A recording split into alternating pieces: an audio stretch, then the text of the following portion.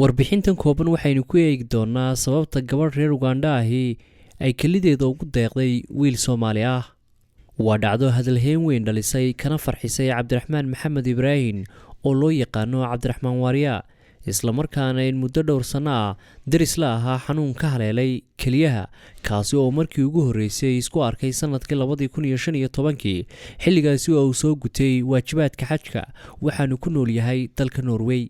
gabadhan oo lagu magacaabo Marian Nabunya ayaa asal ahaan ka soo jeeda dalka Uganda, waxaanay ka mid ahayd macaamiishii dukaanka oo Cabdiraxmaan ku lahaa magaalada Oslo, waxaanay is yaqaaneen muddo badan, taasi oo horseed u noqotay inay si qoto dheer u wareysato xaaladda caafimaad ee Cabdiraxmaan.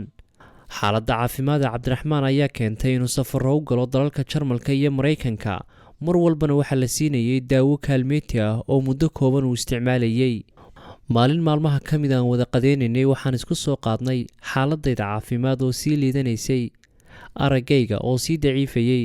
marka ayay iyadu i weydiisay oo ay igu tidhi, maalmahan muuqaalkaaguma wanaagsana ee sidee wax u jiraan. Cabdiraxmaan waxa uu sheegay in arrintaasi ay ahayd mid dareen leh. intaasi kadib markii uu Cabdiraxmaan u sheegay inuu u baahan yahay in laga bedelo kalidiisa, ayaa u sheegtay jawaab la yaab leh oo uusan filaynin.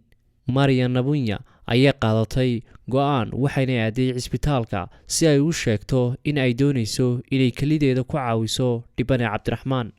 baaritaan kadib waxay u saxeexday inay ugu deeqdo kalideeda si mutadawacnimo.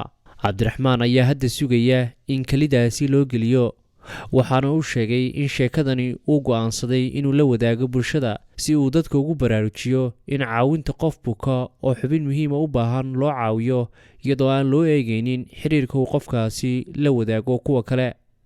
dad badan oo Soomaali ah ayaa cabsi ka qaba inay sidan oo kale u caawiyaan dadka asxaabtooda ee xanuunsan. waxa uu ugu baaqay dadka in ay gabadhan tusaale ka dhigtaan oo ay xataa xubnahooda ku deeqaan marka ay dhintaan. Cabdiraxmaan waxa uu sheegay in uu ku faraxsan yahay uuna leeyahay nasiib u horseeday inuu helo saaxiib qaali ah oo ah gabadha ugu deeqaysa mid ka mid ah kaliyaheedii muhiimka ahaa. waxa uu hadda rajo fiican ka qabaa xaaladiisa caafimaad, waxaana sheekadiisu ay dhalisay hadalhayn badan oo la xidhiirta sida gabadhan ajanabiga ahi ay ninkan Soomaaliga ugu caawisay xubin muhiim ah oo jidhkeeda ka mid ah.